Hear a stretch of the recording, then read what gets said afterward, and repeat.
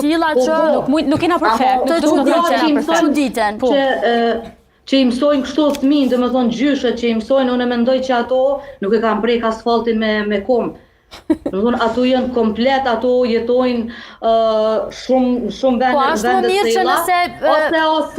të ose vinë qytetet dhe qyteti tona edhe nëse shprehem kështu në mënyrën i ka ra kreje, apo kupton se mundet me të ra dhe kreje dhe qyteti. patjetër.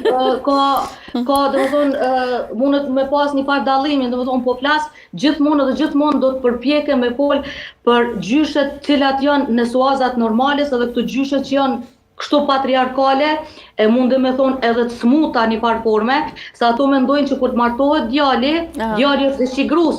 Ato e ka një farë forme dhe xhelozis. Karshi nusës se tash e ka marrë nusja djalin, edhe djali mo nuk bën qa kum thonë one, edhe toni i revanshohen nusës. Po.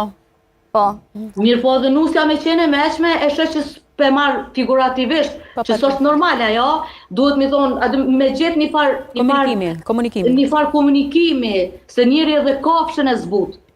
Po, Qiftin e për shembull e njeri, se ajo fol, mi thonë, ka dole, se kështu është. Unë po flas, se tash muj me thonë, një 20% e këtyne vjerave. Se tash edhe kohat ka ndryshu, nuk është si përpara. Unë kom jetu vetë për shembull me një familje shumë gjanë, na jemi ende me familjen e babit, jemi bashkë. Më thonë nuk i kemi tokat e ndara, dhe më thonë unë kur shkoj në fshat atje, të agjët e mi, unë i kom gra të agjëve aty, janë familjet më dhaja, më presin, unë ato gra nuk di mi nda pinanës teme për shembull.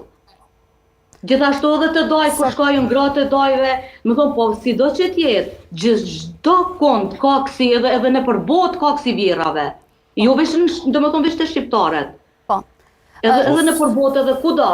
Pa ato mendoj që ka nevoj për trajtime